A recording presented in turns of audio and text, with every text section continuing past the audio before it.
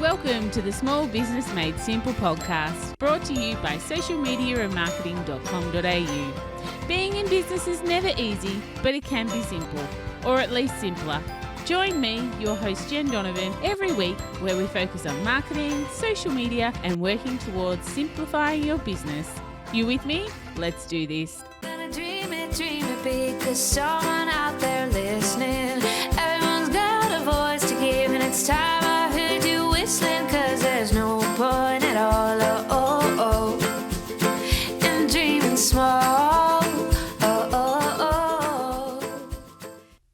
Hey there, welcome to episode 109 of the Small Business Made Simple podcast. Thank you as always for lending me your ears today. I know you have lots of choices out there and I really do appreciate you making my podcast one of them. If you're a first time listener, then hey, super welcome to you, or welcome back. I am, of course, Jen, the host, marketing thought leader, digital strategist, and coach for small businesses, and pretty much just an all-round small business lover. And I have one goal in my business, and that is to make every small business I come across make them make marketing a priority in their business. Because I know if you want to grow, then you need to learn to market what you do better than any of your competitors. But today, I actually have a guest on the podcast. His name is Neil Butler, and his business is Untypical, and he's joining me for a chat about his words of wisdom. It's been a little while since I've had a male guest, for no other reason than it's just been a little while since I've had a male guest, so I'm super excited for you to hear from Neil. Before we get started with Neil, I just wanted to say that this is your last chance to get into my 6-week email mastermind class, because we start early next week, which is in early February if you're listening to this in real time. If email marketing has been on your to-do list for 2021, or it's been there for a long time, then check out this program. There's really nothing like it on the marketplace, where I take you through the email marketing process in just 6 weeks. Hold your hand, give you a group of other small business owners to bounce ideas off and collaborate with, and it's just an amazing little program. It's not a buy and then go away and do it. It's me and you and the rest of the gang, helping you with the tech and how to write good copy and why you need to do email marketing and how to build a list and all of that, including, of course, your sales funnels. If you're interested, then head to bit.ly/email mastermind and put in your expression of interest, and we'll have a chat and we'll see if the program's suitable for you. All right, but let's get into it, because Neil is a great guy who I really want you to hear from today. He's actually one of my COVID friends. I have a few COVID friends, people who I didn't know, except, we got to know each other a little bit through COVID. We met through a mutual friend, Jules, who has the business Handle Your Own PR. And I was actually a guest on his podcast, which is named the WOW podcast, so WAW, which of course has the meaning of words of wisdom. So I thought I'd steal his format of his podcast and do it here for you today. Share some words of wisdom. Given that it's a new year, we might just need a nudge in the right direction. And really, that's all inspirational sayings are, or words of wisdom are. They're a nudge.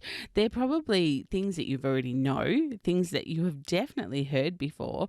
And most certainly you will have heard most of what we chat about today. But it's that nudge to push you in the right direction, or to give you that little bit of inspiration to go, yep, okay, now I can do it. Now I want to do it.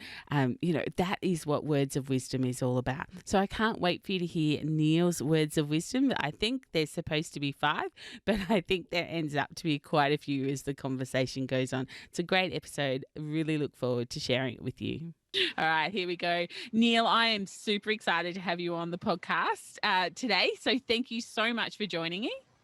I don't think you're as excited as I am, Jen. It's a great pleasure to be here on this very fine podcast. Yeah, perfect. Thank you. So, Neil, I know you. We have got to know each other really quite well during 2020, being a great collaborative connection from our friend Jules Brooks. But from Hello, Jules. Shout out to Jules. For people who don't know Neil Butler, can you tell us a little bit about who you are and what you do? Sure. I'm Neil Butler. I'm based in the beautiful city of Geelong, the city by the bay, and I run a business called Untypical. And I guess there's two major thrusts to that. One is around transformation and change, and the other one is around media. And I do a bit of community radio, I do a bit of online radio, and I do a fair bit of podcasting, I think it's fair to say. Yeah, fair bit of podcasting. And it was on one of your podcasts called Wow Podcast that we actually got to meet for the first time. So what's Wow Podcast? Tell us a little bit about that. Well, WowPod came about because I reckon everyone's got something that they know that's wise. And so I went with Words of Wisdom podcast. And then I thought, hang on, Words of Wisdom, that's W-O-W, wow.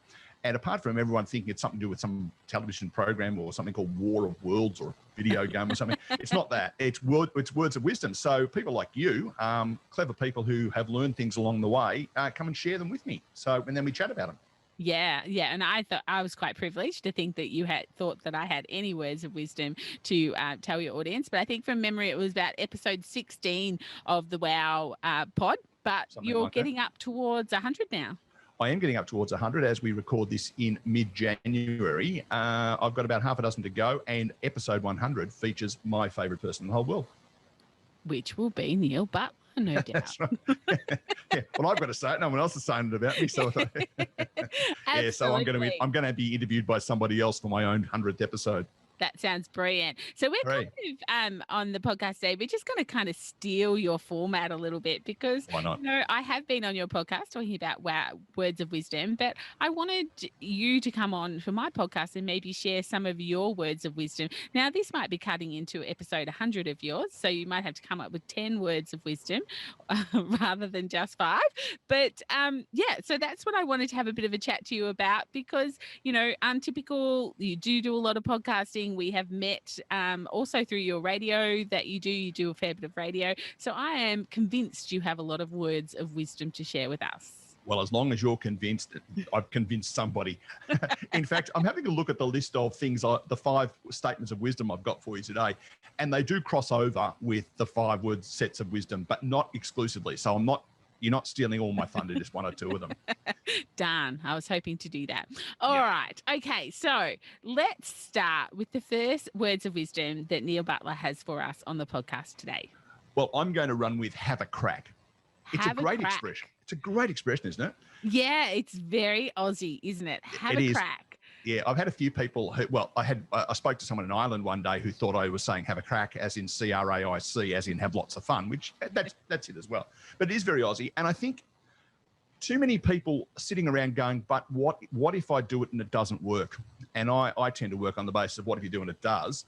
But it's really encouraging people to say, well, the worst thing that's going to happen is it's not going to work out the way you thought it would, you know, so have a crack. I mean, you know, something I think my grandmother used to say, what have you got to lose except your smoker's cough, which I've never made any sense to me, but given I don't smoke. But yeah, it's about taking a risk, I guess. And there'll be people who have got things sitting in the back of their mind and go, you know, one day when the kids grow up, or if only I had of, or, you know, you're a long time dead, and it just would be sad to get to the other end of it and say, oh, if only I had. Do it now. Have a crack. Yeah, and that's really great advice, I guess. At the start of the year, we all tend to, or a majority of us will start the year going, you know, I've got some big goals. This is what I want to achieve. At 10 January is very much a goal setting time. So great little, I guess, push. For me, I guess I say ready, fire, aim. So the world doesn't need someone else aiming to do something. Just get out there and do it. And if it fails, what's the worst possible thing that could happen to you? Yeah. And there's an element of philosophy about it, but there's also an element of pragmatism. And, you know, most of the projects that people are talking about are, you know, more often than not in our world, it's about, I think I might start my own small business. Yeah. Or I might go and instead of just working from home, I might go and, you know, lease an office or lease some co-working space or something. Well, the worst thing is you're stuck with it for 3 or 6 months. Right. And if you're fortunate enough to have someone else in your family who is bringing in some income, that's even better, because you then don't have to worry about what if, you know, all my debts, well, okay, you mightn't be able to go on your holiday at the end of the year, but at least have a crack. Yeah. What's a time in your life where you've used that particular analogy where you've just had a crack? I do it on a monotonously boring regular basis. I'm a great 3 o'clock thinker. 3 a.m. I do some of my best work at 3 in the morning, and I wake up and I go, hey, that's an idea. I'll have a crack. So I guess the most profound have a crack was when I walked away from having a real job. And so I was a school teacher 150 years ago, and I thought, no, I'm going to get out of this for 6 months and see how things go. And that was pretty profound. And that happened in 1989. So it's a long 6 months. And then I've also then, when I was retrenched at one stage, it's a little bit of money in the bank. Now's the time to try fiddling around with starting my own business. So I think more recently, things like my online radio station, rebranding my business, those sorts of things, you have a crack at it. And if it doesn't work, well, at the end of the day, I'm going to get to the other end and go, well, it wasn't for the want of trying. Yeah. Might be the want of crying, but not trying. For me, I think the biggest one that stands out for me was when I left law and went into retail. So when my best friend and I decided we just wanted to leave our corporate jobs and be our own bosses. And I have to say that even though we had a crack and we did it, I kept my law job for 3 days a week, just in case for the first 12 months. So even though I had a crack, I had a contingency plan, which of course I didn't need. And I went all boots and all, but sometimes you can have a crack, but sometimes you still can have that contingency plan behind you as well if you're just not quite game enough to jump boots and all. And there's nothing wrong with that. Absolutely not. And I didn't say have a massive crack. I mean, just have a crack. And I mean, okay, if you're a parachutist, you can't really sort of dangle out of the side of the airplane and hang around for 10 minutes before you decide to drop. But, you have to, your boots and all, but not everything is jumping out of an airplane. It might be, I know a lot of people who side hustle. There's an expression I dislike with a passion because it's one of those things, it's my side hustle. No, it's actually your other activity. And a lot of people start off as a hobby, then they go, you know what, I might drop back 1 day a week or 2 days a week and do this thing. And that's fine. Just don't say, I'll do it next. Don't be a gunner. Yeah. I'm gonna do it. Gonna do it. Gonna. All right. What's your second pearl of wisdom to share with us? Or now they're stepping up their pearls of wisdom now. If you are starting a small business, make it something that you're passionate about. Yeah. I would 100% agree with that because the going gets tough. If there's not passion, then it's awfully hard to get out of bed in the morning to do it. Absolutely. Billy Ocean had a song, when the going gets tough, the tough get going. And I had a friend who thought that the words were, when you can go and get stuffed, the tough get going. Which I had to point out to them, no, that's actually not the correct words. Yeah, absolutely right. And I think people start businesses for various reasons. Now, some people do it because they don't want to go back into the corporate world. Gee, I wish I'd never heard of that. You and I have never done that. But there are other people who do it because they find themselves in a situation where, for whatever reason, they have to start their own business to buy themselves a job. Other people do it because if they don't, they'll go nuts. That middle group, often you'll find people go and buy franchise because it's already set up for them. They just go and basically join the dots and they've got their own business. But if you go and buy yourself a carpet store, and, I'm not having to go at people buying carpet stores, just one that came to my mind, and you hate selling carpet, well, why do it to yourself? I mean, you've got to be doing something that you love. Yeah. And as people listening to this episode and anything else I do will work out pretty quickly, I don't mind a chat. And if someone sticks a microphone in front of my mouth, I'll start talking. Everyone's entitled to my opinion. And that's something I'm passionate about. And therefore, in the last, here's a word that we've never heard in the year 2020, in these unprecedented times, I decided to pivot last year and move further away from going in and telling people how to do change and transformation and more towards doing what we're doing now. And I'm loving it. I get out of bed much happier, not earning anywhere near the amount of money I was, but having fun because I'm passionate about it. And that's really what it all comes down to. Yeah. And there was certainly, within 2019 and 2020, within my business model, especially Buy From a Bush business, there was a lot of people that could knit or could sew or could bake or could do something crafty that had to start a business through necessity because of drought, bushfire, flood, COVID, because the other income, and I guess I'm referring mostly to farmers, especially in 2018, 2019, there wasn't any. So they've had to turn their passion project into an actual business. Yeah, absolutely. And it doesn't have to necessarily be a passion for the thing you're doing. I mean, you described you and your mate setting up a shop. Now, I don't know whether the shop was something you really loved or just the fact you were working with your mate, not even going to a corporate job. And that's fine too. As long as whatever you're doing something that you want to get out of bed in the morning to do.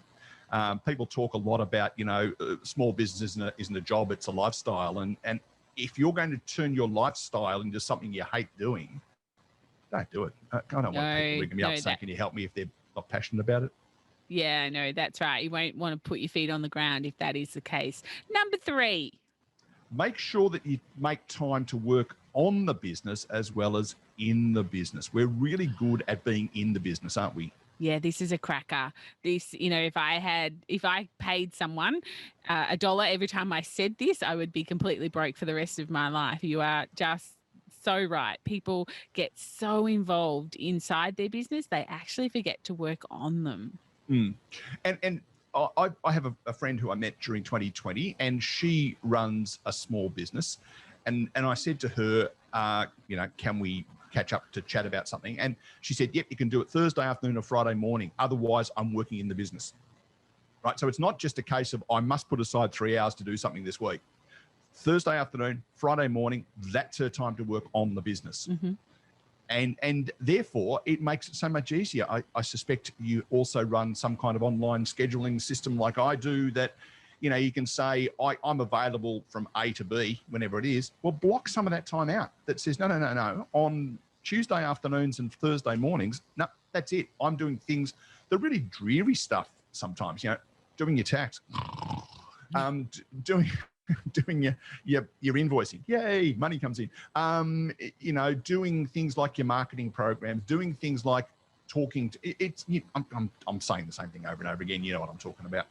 Yeah. Well, for me, it's, basically making time to do that marketing. And I guess my biggest philosophy is marketing is everything. But if you don't have time to tell people how brilliant you are, then, or how much they need the product or the service that you have, then it's awfully hard to grow yourself a business. So we definitely, and as small business owners, and for a lot of people listening, they are solopreneurs. So it is hard to not work in the business.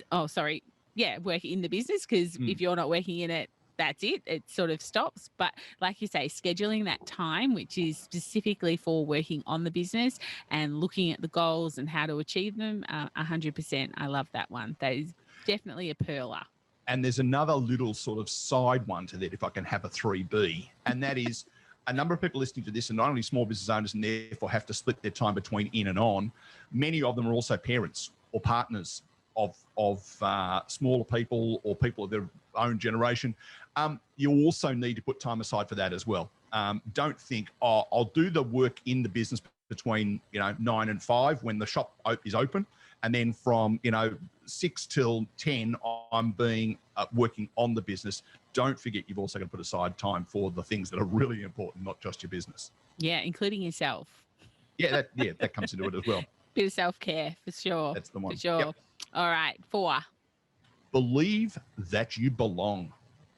Oh, okay. Now, I think I made this one up, but it sounds like one of those things you'd read on a wall somewhere. I have no recollection of ever reading this. I think I've made this one up. Believe that you belong. I think we are often seeing people's success stories. No one ever does a TV expose and says, unless they're really, really shonky and a current affair gets onto it, but no one ever goes, I'd like to introduce you to Jen. She runs a small business in regional Queensland, and within 3 months she was out of work. I mean, no one ever does that. It's only ever the people who, down to the last $20, they thought they'd go and they do, and suddenly they're running a multi-million-dollar enterprise. That's all we ever hear about. And sometimes you think, I could never do that. Yeah. I know you were being a little flippant when you started this conversation about WowPod. You said, I was surprised you could find any wisdom to share with me. The number of people who I've asked to be on WowPod who have said, but I've got no wisdom. Yeah. I heard an episode with that woman from, just near the Murray River up there in New South Wales, Jen somebody or other. She was brilliant. I could never be her, right? And there's this question of, what? You do belong. Don't believe you don't belong. Yeah. Better still believe that you do. Yeah, and some of that comes to we are comparing ourselves to where people are now, not where they started. And I think that, really, what's the right word I'm looking for? I'm not really quite sure what the right word is, but that makes it hard, like comparisonitis, basically. You can't Yes. compare the person who spent their last $20 and now running a multi-billion-dollar company. You need to go back to where they were when they had their last $20 and work back from there. But The and I think overnight sensation, 15 years in the making, that one. that's exactly right. And I think social media is a little bit cruel that way, in that it is often only the highlights. We only normally see, the highlights of things and not necessarily the reality of things, which makes us perhaps feel like we don't belong. Yeah. And I think the other thing that comes into this is a sort of a 4B is I'm not going to name drop. I'm just going to say I could name drop. I was talking to someone really well known the other day who is in the field of radio, and I was chatting to him about what I'm up to and the pivoting and all that kind of stuff. And his comment was, just keep swinging the racket, you'll hit one eventually. and I thought that's actually really good wisdom as well. I've just slipped in an extra one there, but it's a bit about that as well. Don't worry about the other people. You just keep swinging your racket and eventually you'll get onto one. And I think it's, rather than worrying about who you're not, worry about who you are. And I think that is where and you do belong. 2.1 million small businesses across Australia or something, isn't there? Which means that if they're ranked from 1 to 2.1 million, you're not sitting at number 2.1 million. You're somewhere in the middle there somewhere. So you do belong. Yeah, and we do, as humans, have that need to belong. We are community-orientated people. I think that's where a lot of people have struggled in 2020 with lockdowns and things like that, is that we are very community-minded. But yeah, you just got to find your own community, and you definitely belong for sure. I think you've thrown in about 12 pearls of wisdom, but we will move on to number 4. No, that was number 4. Number 5, sorry. Yeah, so number 5. Fortunately, we're getting close to the end. Experiments don't fail. They just give you results you weren't expecting. I studied physics about the same time as Newton was discovering gravity. It's a long, well, maybe a little bit more recent than that. But there was a guy on TV in the 1960s. So therefore, of course, Jen, you wouldn't have any concept of who I'm talking about. His name was Professor Julius Sumner Miller. He was an American physicist who, one of the things about physics is if you can do physics, clearly you are a genius. That's what everyone says. No. Physics is the most logical, easy to explain thing in the whole world. If you get past that whole, I can't do it, it's too hard, right? And Julius Sumner Miller was famous for an expression. He used to say, why is it so? He used to have that sort of really whiny kind of... I thought that was the Cadbury guy. Whose name was Professor Julius Sumner Miller. That's exactly who it was. The man who did the Cadbury chocolate ads. That's who it was. And he used to, and that's why Cadbury brought him back, because he had a really strong following in the 60s and early 70s. And he used to say, experiments never fail. They just give you results you weren't expecting. So the concept of failure says, I expected this thing to happen and this happened, so I didn't get it right.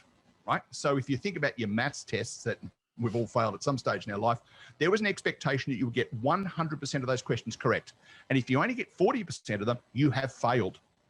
Well, actually, what you've probably uncovered is a learning issue, that you haven't quite picked up a concept. Or if I do something and it doesn't work out the way I thought it would, measured against some predetermined measure, I've failed. No, you haven't. You've just come up with something that's different. So don't think just because it didn't come out the way you thought it would, when you bought that thing, that this amazing idea that if I start a business that's going to do A, B, and C, and in fact it ends up doing D, E, and F, doesn't really matter. It just gives you different outcomes. And failure is not an option. I think someone once said in a movie somewhere. No, that's right. Well, you don't fail, you just learn. But I think for me, that whole pearl of wisdom really relates back to the first one. So one of my philosophies is fail faster, because if you can fail faster, then you'll learn more, which of course, then you get to have the business that you want by failing even faster, which comes back to just have a crack. Absolutely. And I spoke to someone on WowPod the other day, and they used that old Einsteinian piece of philosophy, which was something about if everybody was measured by, if everyone was measured by their ability to climb a tree, a fish would think it's stupid. It's that concept that says you're good at something. It's just not what necessarily everyone else expects you to be. So, Yeah. Have I given you enough? I think so. I think Number 3. No, I think they're just we hear these things so often. We read quotes on social media or we hear them, and sometimes they just go in one ear and out the other. Because we've heard them so much. So putting a bit of context around them and perhaps just reinforcing a few messages, as we come into the new year or as we, start this new year, I think they're really great reminders. I think so. And I think also you make a really good point. There's one that gets used so much, and that is insanity. The definition of insanity is doing the same thing over and over again and expecting different results, right? Yeah. Everyone says it, but no one actually thinks about it, right? People still get up in the morning, do exactly what they did yesterday. Try doing something different. Try rewriting it. Rewrite Einstein. Now, there's a challenge for you. Get a concept that Einstein's come out and try and rewrite it. I'm going to go with this. If you always do what you've always done, you'll always get what you've always got. Yeah. It's exactly the same message, but in a way where people go, actually, that makes more sense to me. So don't just buy the memes. Don't just buy the idle philosophy that people keep throwing up on social media. Stop, think, reword it, apply it to yourself. Yeah. And if you are one of those people who perhaps is listening that do share those quotes on social media, if you put context around it on how it relates to you or your experience with that actual saying, it will get so much more traction, and it really comes into that human-to-human marketing, which I talk about all the time. Yes, you do. So very well. Beautiful. Neil, it's been a blast.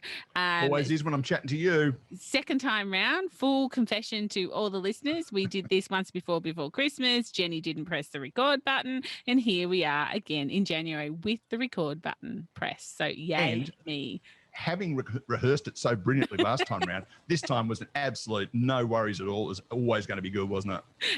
Yeah, terrific. Because, you and I need to do things the second time. But anyway. Absolutely, because both very shy people, clearly, and hate a microphone. Yeah. Clearly.